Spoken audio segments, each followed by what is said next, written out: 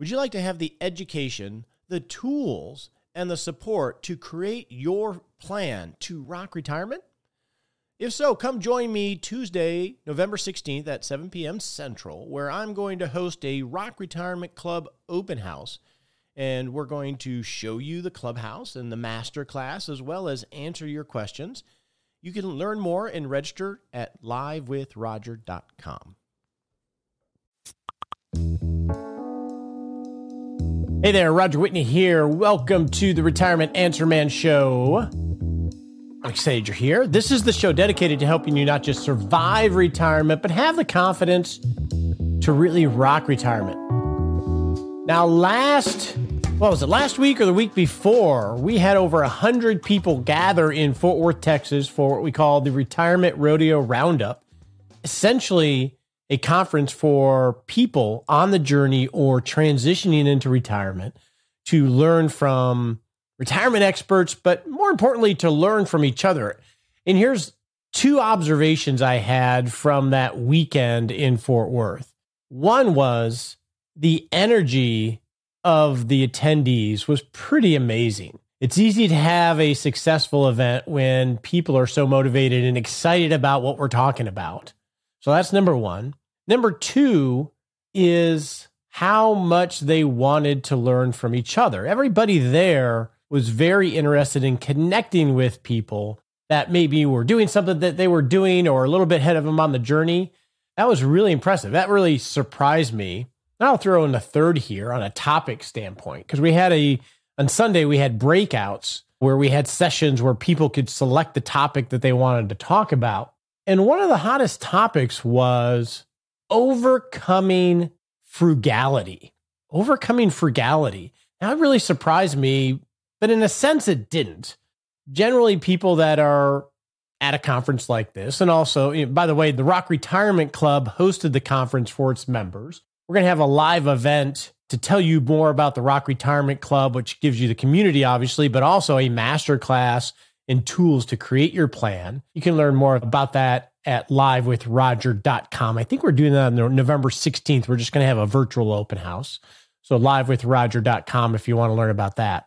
But people that are going to be a member of the club or even watch something like this generally are really, really good savers. Probably like you've worked decades in your career or in your business, and you've done a good job of delaying gratification and investing in your 401ks and IRAs and other investment assets, giving those monies time. So now you're here within 5 years, either side of retirement. You're seeing the consequence of all those little decisions to be a little bit frugal and to delay gratification, right? Makes sense. That's why you potentially have all these options of retiring early or traveling in retirement. So when you actually make the transition to retirement, it doesn't seem reasonable that you're actually going to stop saving and start spending. That's a big mental shift that is very uncomfortable, because if you've been a great saver, you probably have built that muscle to see the money go into your accounts, update your net worth statement, see those monies grow over time. Well, imagine not saving and getting that rush and seeing your account stay stagnant or even go down if you're spending money. That's a bigger mental shift. So I guess from that perspective, having to overcome some frugality when you're in the season of harvesting makes a lot of sense. So some thoughts there. Maybe we'll explore that more on the show. Maybe it'll be a series for 2022. But today I want to answer just a few of the questions from listeners of the Retirement Answer Man podcast. You can find that in iTunes if you're watching this via video. And if you have a question for the show, you can go to rogerwhitney.com/Ask Roger. And if you have a retirement question, you can ask it there and we'll try to answer it here on the show. So our first question comes from D about balance funds. And I'm going to read this question. If some of my portfolio includes balance funds, how do you calculate how much to add to your asset allocations for stocks, bonds, and cash, etc.?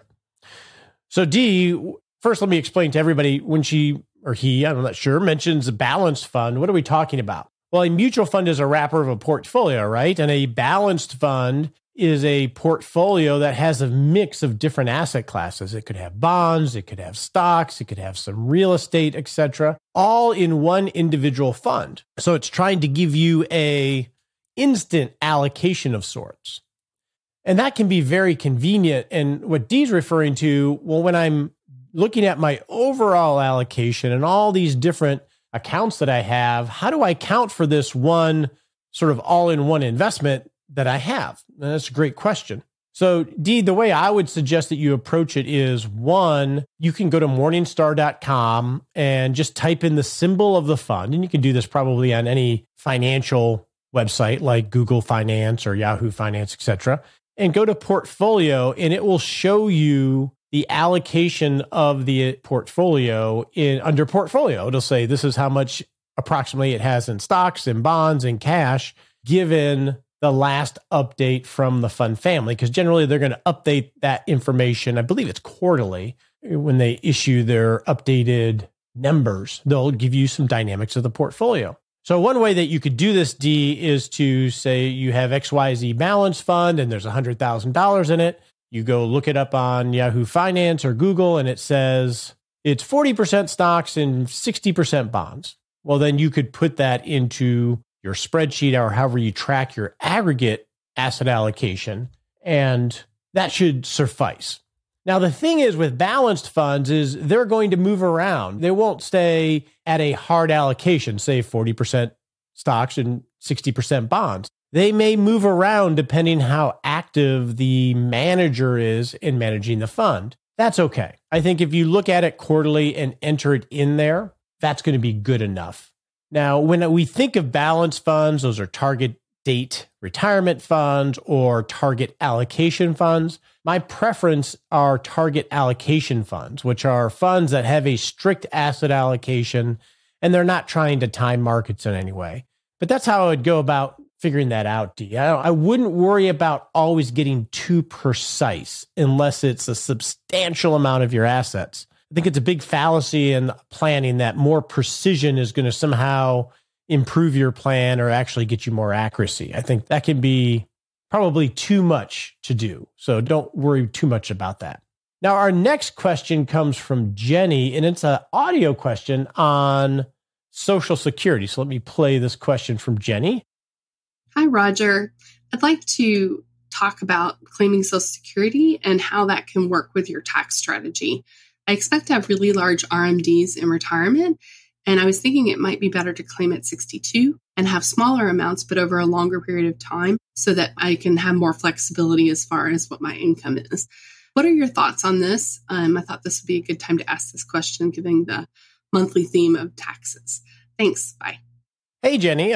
Great question. This is regards to our tax management and retirement series that we just finished up last month. When you're thinking about when to claim Social Security along with tax management, it's easy to think in vignettes where we grab one idea and then just run with that thread rather than thinking in an organized way. And I think that's one of the key things we need to do, or you need to do in retirement planning, is to focus on organizing decision-making. So when these little vignettes come about, that you have a way of putting them into a complete story so you can make a better decision. So Jenny, here's what I would suggest, how you would approach it and some things that you should think about. Number one is, so Social Security, if you take it at age 62, it won't be taxed, but it can be lowered based on the income that you have early in retirement. So if you're not 62 yet, you don't sound like it, and you're asking the question.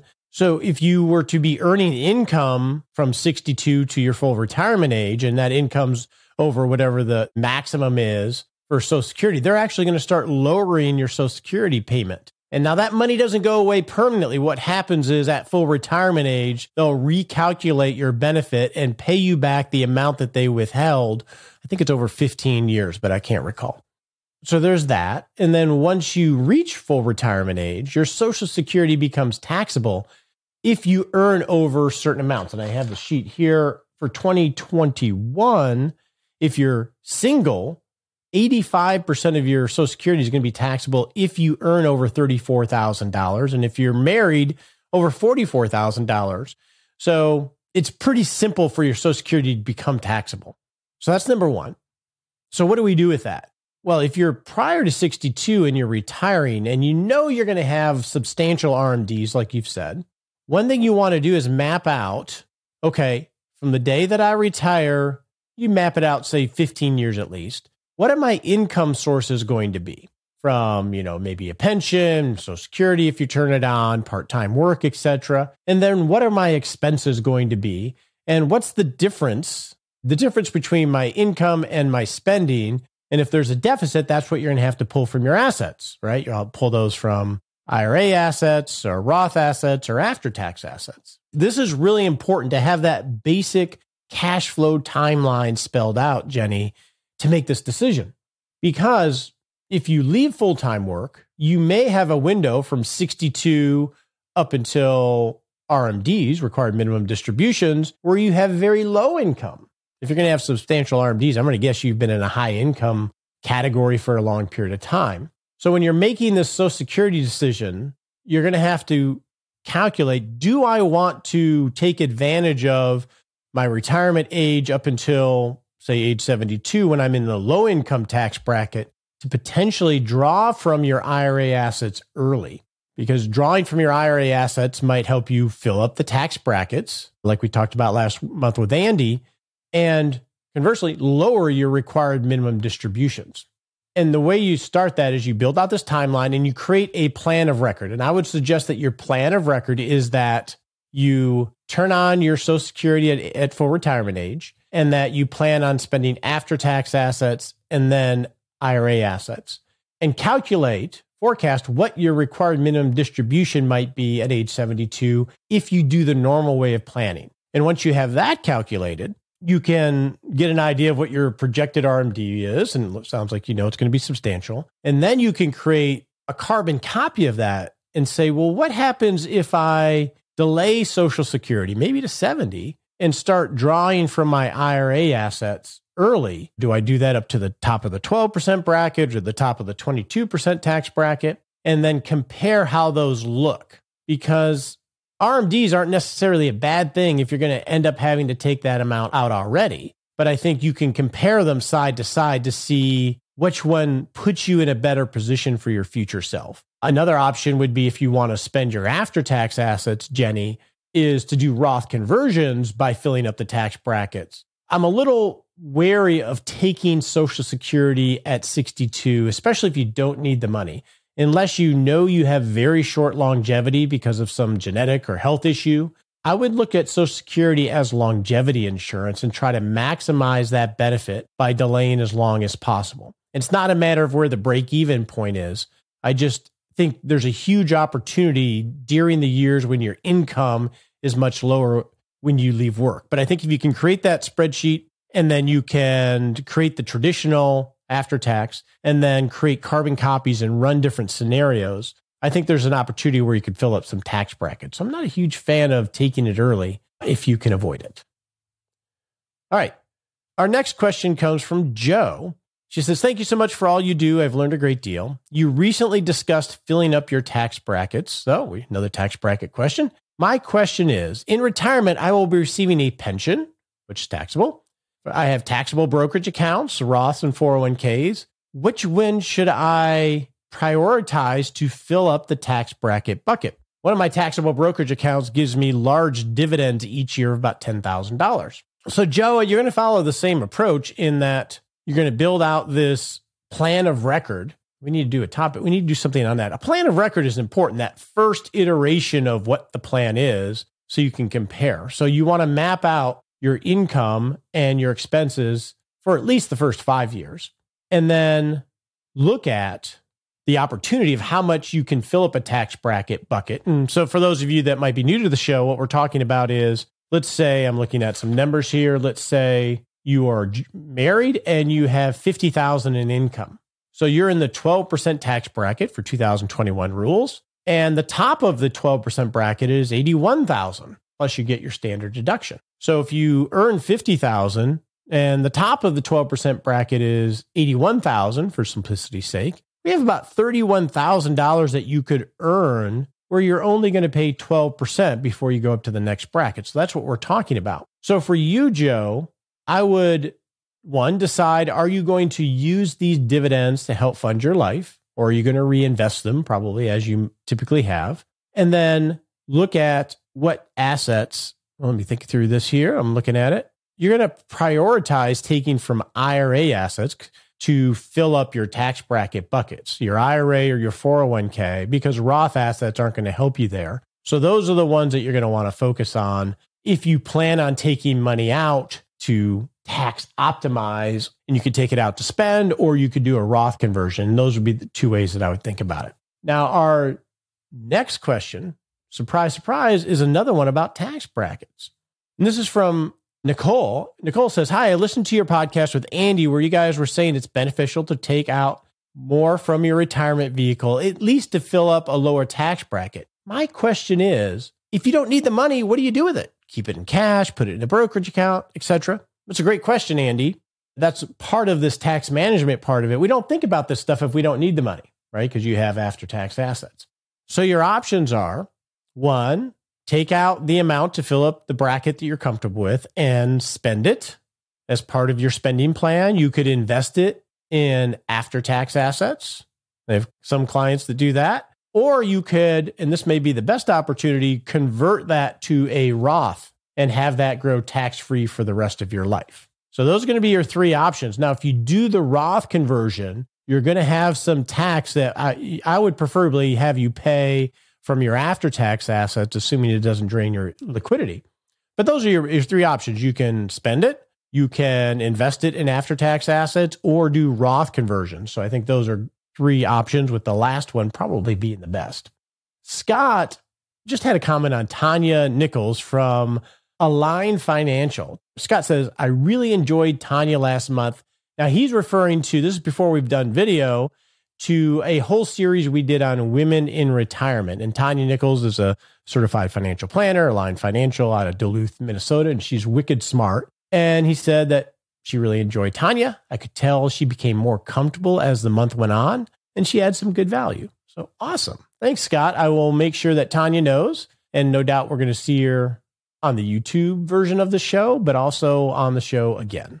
And with that, we're going to wrap it up. I want to thank you so much for hanging out with me today. So my challenge to you as we're heading through the end of the year is to calculate what your expected income is going to be for 2021, because you have a little bit of time here to look for some potential risks. Perhaps you're a year and a half away from, or 2 years away from Medicare, and IRMA is a consideration where you might have a surcharge on your Medicare. So maybe you can do some planning there. Or perhaps you have some opportunities to do a Roth conversion or to manage for Affordable Care Act subsidies. But right now is a great time to estimate your year-end income and look for things that might help you improve your plan and rock retirement. And with that, I hope you have a great day.